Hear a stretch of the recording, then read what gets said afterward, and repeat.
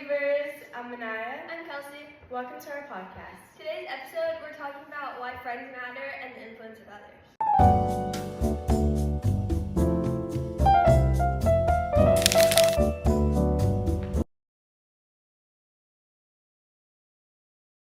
So first we're going to talk about why friends matter. How do you feel? I just feel like it really depends on who you hang out with. Like if you have bad friends, like that can influence you to do bad things, and that's going to be the person you are, like in the future. It really, like, if you have good friends, then obviously you're going to be a good person, and you guys are going to not have a toxic relationship towards each other. And yeah, that's how I really feel. How do you feel? Let me see. So adding on to that, I feel like friends matter because like obviously if you hang out with people that are like doing bad things, like they're, even if you're not like the type of person that would do bad things, you're gonna get like peer pressured into like doing stuff that you probably wouldn't do if you weren't friends with them. And also like if you have good friends that are like going to church and all that stuff, then you'll probably get influenced to go to church with them. Yeah. So that like in the end it's good.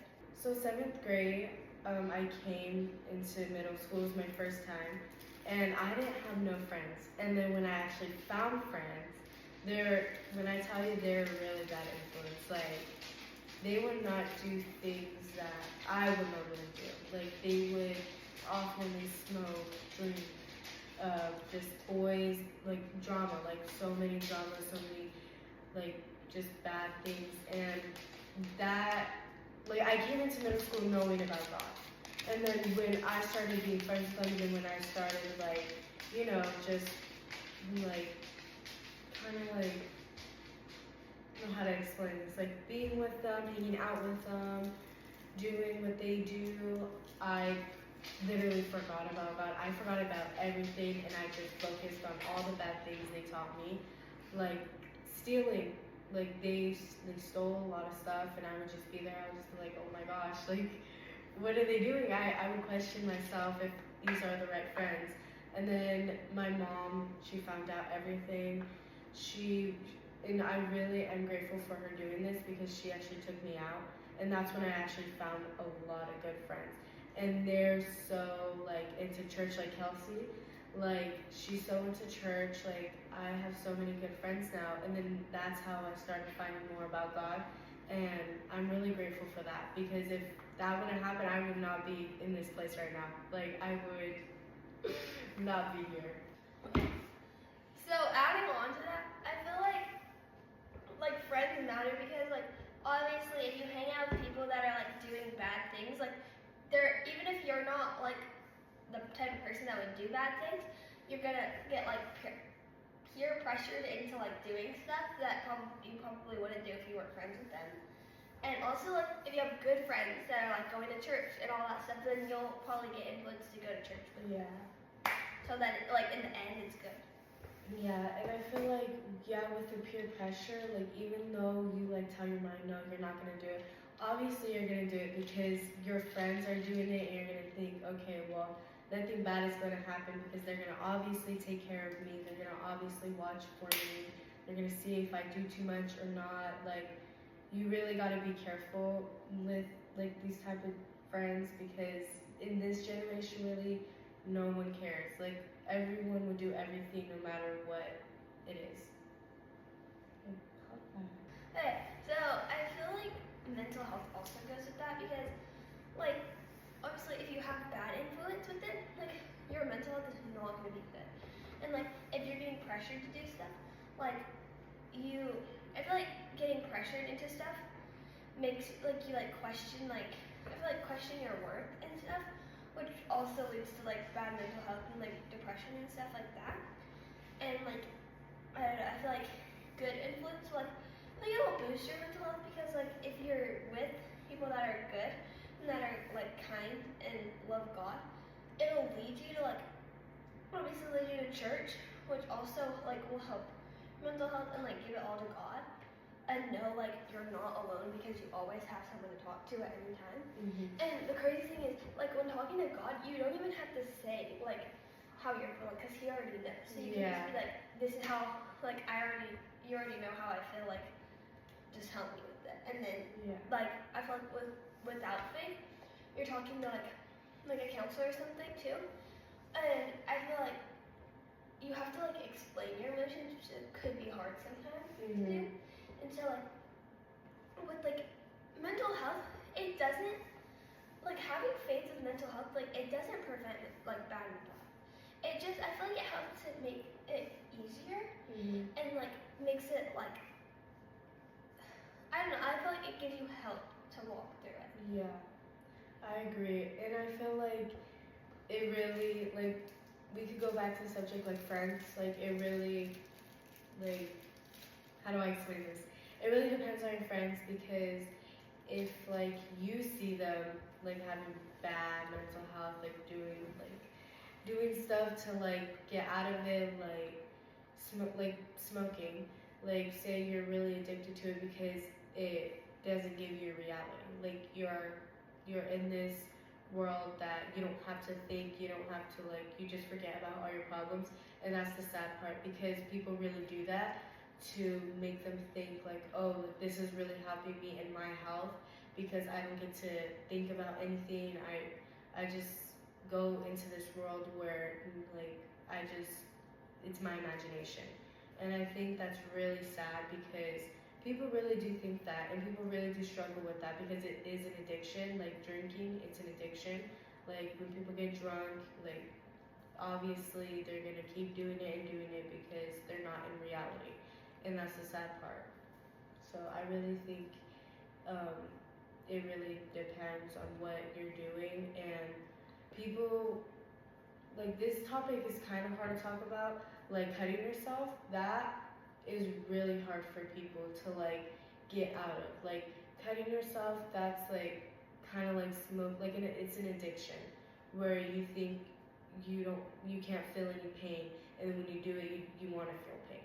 Like that's like bad mental health right there. And I just feel like if you have friends that can lead, like that can get you out and into church and like get like away from all that darkness and bring you into the light, I feel like that's really important. And I feel like that's really good friends that you can count on because they're really trying to get you out of that mess. Yeah, and if you're a Christian, you can I feel like you can have friends that maybe you don't agree with them. And I feel like God calls you to disciple others and to teach them about you, God. But like I feel like He wants us to teach others about Him. So like we can have friends. If we say rooted in our faith, it's like you can have friends that are gonna. I feel like friends that do bad things that you can lead to faith. But also it's hard because you can't fall into that. Okay, guys. So we're gonna be talking about lukewarm Christians. And I feel like this is kind of a hard topic to talk about because there are some people who actually suffer these things that lukewarm Christians suffer, and they may be like thinking, wow, am I actually a lukewarm Christian instead of an actual Christian? So let's start off with like the difference between being a Christian and a lukewarm Christian. So I feel like a lukewarm Christian only goes to God when they need help or like when something bad happens, but then that's like the last time they talk to Him. Like that's the last time. They only come to Him when they need help. Or a Christian on the other hand, like they actually talk to Him every day. Like it's really different like between them. And I feel like a lukewarm Christian, it's like really hard. It's really hard to get out of because there's a lot of things where you can't really like be a Christian because of all the things they have to do, all the things they have to stop doing, like gossiping, cussing, like addictions, like sexuality. Like say you're a girl and you like girls, right? But Christian on the other hand, God made a woman to like marry a man, man to marry a woman. It's go the same gender. And I think that's like maybe why like that's why Christians fall into lukewarm Christian, because they can't really like do full on. And I feel like that's really like sad, and I just feel like it's really hard to get out of that, like a lukewarm Christian, because they don't really do anything. Like they only go to church because they have to, like, and then they act certain like ways like around church friends, and then on social media they're different. What do you think? I feel like, yeah, kind of adding on to that, like, I feel like lukewarm Christians, like, they only go to God when it's like convenient for them, or they only listen to like reading the Bible. Like they'll only listen to like partial things of what He says, like just like different things like forgiveness. Like God always wants you to forgive. Like, in I don't know what story it is. It's something about Him forgiving 90 times, or 999, some nines, but yeah, it was like He wants you to continue to forgive, like not just when it's convenient for you or for you to look good, like truly forgive them and let it go to God. Like I feel like the difference between like an actual Christian is they don't hold grudges. Like I feel like if you're a lukewarm Christian, like okay, you can like not agree with something that someone said, but you don't like not like them because oh well they believe this and I believe this, so I don't like them.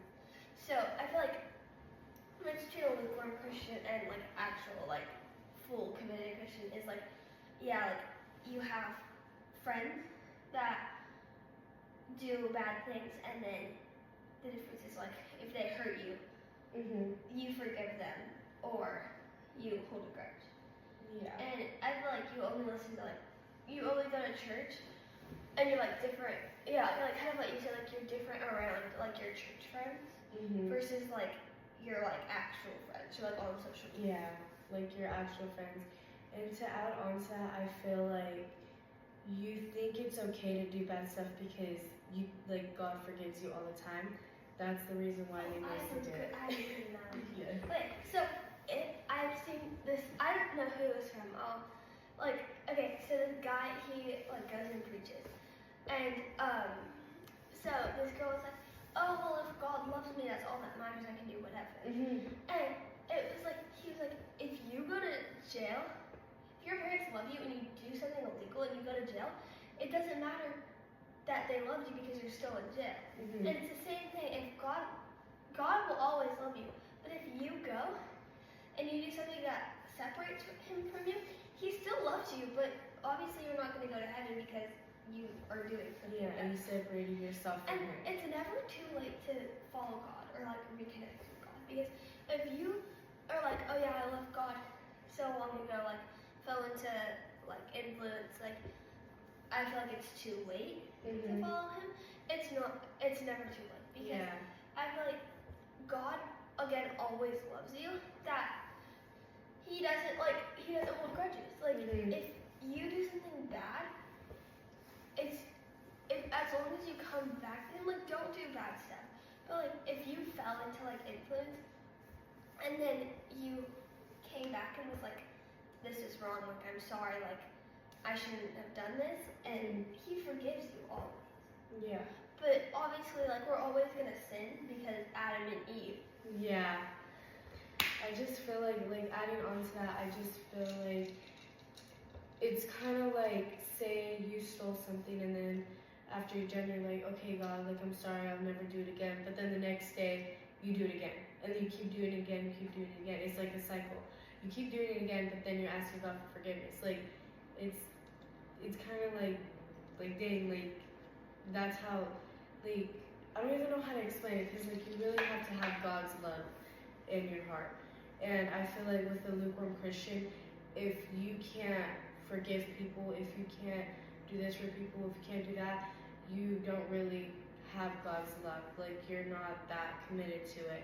And I feel like that's really important, because I feel like forgiving, that's all what God does, is forgive us, like every day, because we always do sin, like no matter what we always do. And I just feel like God really does forgive us. God really does love us all the time and no matter what we do.